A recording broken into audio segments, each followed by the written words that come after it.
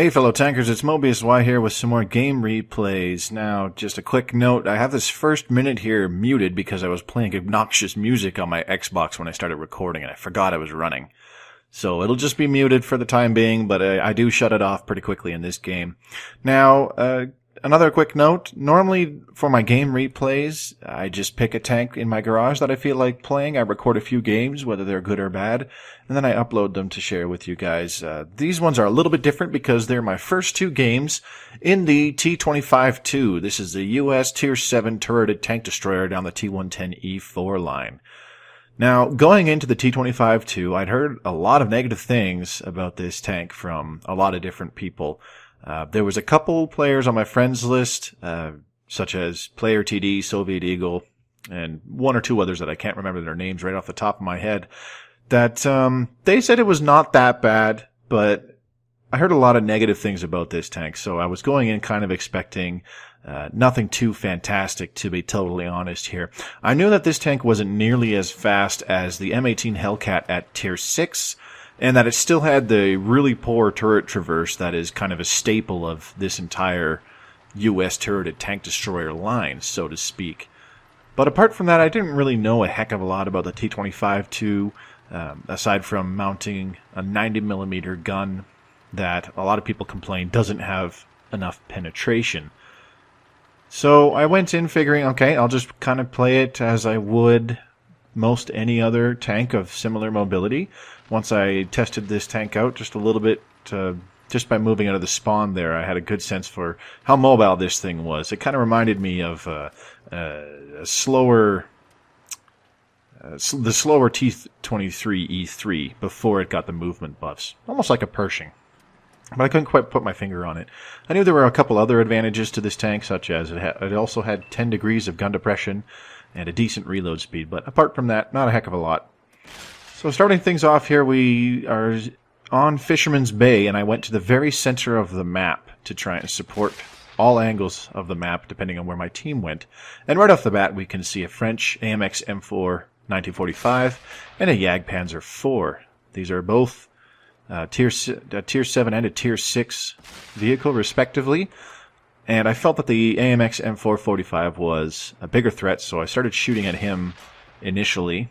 And then I tried to shoot the Jagdpanzer, but once the Jagdpanzer started facing me, I had trouble penning him, so I immediately turned my attention back to the AMX M445. Both those tanks get taken out super quickly, and then I turned my attention to the T34, Type T34, sorry, Chinese Tier 5 medium tank that was also spotted, put a shot on him and take him out quickly. So I've already racked up a little bit of damage fairly quickly this game.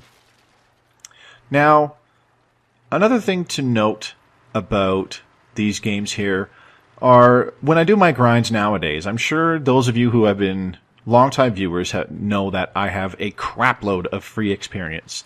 So this tank is nowhere near stock. All my tanks nowadays, when I do a grind, all my tanks are fully upgraded the moment I purchase them. At least 90% of the time anyways. There are some times where I try out a package that isn't the fully upgraded package, simply because it gets a lower gun that has better DPM and or gun handling possibly, such as on the T-34, for example, like the Russian medium tank. The top gun on it is terrible, so I used the non-upgraded, I didn't use the fully upgraded package on the Russian T-34, for example. But in this case, I was playing this tank fully upgraded with the top gun, the final 90mm, which is an upgrade over the Hellcat's 90mm gun that the Hellcat features when it is fully upgraded. So this 90mm over the Hellcat's 90mm features better penetration, slightly better rate of fire, I believe, and very similar gun handling, more or less. Still the same alpha damage at 240, but I wasn't really... That tends to not change if the caliber of the gun is the same. Pulling over to our side of the map, looking to the south towards our spawn, a Black Prince gets really aggressive, so I planted lots of side shots into him, dealing a lot of damage to him and taking him out fairly quickly from this game here. And looking on the map, there's only two heavies left. It's this very weak Tiger that's still down here in the town. They have artillery as well, and the second heavy gets taken out. And that's when I decided I'm just going to push on this Tiger. I'm going to try and get some more damage this game, so I decided to push on this Tiger. Feels like I haven't done much this game, so I decided now's the time to get aggressive and just push in, get one more damaging shot, you know, just so that it's not a total kind of pseudo-potato game. Taking him out in the rear, pretty quick win for our team that game. Knocking that one out of the park. I think we only lost about 3 tanks. So in the post-game results, that was the ×2 victory for the day, so I got almost 4,000 XP, but I netted a sniper medal, a high-caliber medal, and 2,673 damage. I was very surprised with the amount of damage that I dealt this game. As like I said, it felt like I was just kind of sitting in the middle and not really doing anything, just kind of chilling and shooting at what gets spotted. So right away, I wasn't too downtrodden with the results of the gun performance. For example, it aimed in as quickly as I expected it to, even a little faster than I kind of expected it to, and it was accurate enough and had enough penetration to get damage on the tanks that I intended to inflict damage to. Now, the second game on Pearl River was right after the previous one there. I'm still in the same platoon with my buddies Mistaken ID and Mio, and playing on the Xbox 360, of course. Mistaken ID in the Cheery and Mio in the Comet. Now, this time we're very bottom tier, and it's encounter battle on Pearl River. So I decided I'm going to go up into the Echo 2, Delta 2 kind of sector. Just kind of put Overwatch on the flag. As usually on encounter these days, when the game starts, you have those people that immediately rush to an encounter flag and start sitting on it. So I knew that in the D2, E2 area, I could not only have pretty good line of sight on the majority of the flag area to put shots on people trying to cap it, but there's also ridge lines where I can use my gun depression to stay hull down and stay hidden as best as possible, as well as retreat behind cover in case I do get spotted and people start aiming their guns at me. Now this game here starts off a lot more slowly than the previous one. It's a lot of jostling for positions here at the very beginning. Myself, Mistaken ID, going to the sectors that I pinged, or I should say I notified about earlier there, thinking that we're just going to get Overwatch on the flag position for the time being. Mio originally was going to be aggressive and go into the buildings next to the flag area, but instead decided to pull back, seeing as how about a third of both of the teams are tier 9 tanks, and they could very easily take out Mio if he runs into several of them at one time, especially considering there's a T25 E1 that could clip him out without breaking a sweat. Looking at the map, though, our heavies are spread out all over the different areas of the map, so we don't really have a lot of strong armor or HP pools to defend the flag area, so essentially it was up to us to try and hold it. So just moving around, just trying to see which would give me the best eyes over the flag area, as well as the approaches. So I've got a really good line of sight on the approach from the very middle that leads down onto the flag. But I myself know I won't be able to spot these guys, but the medium out in front of me is able to spot these enemies that are approaching from the north side of the map.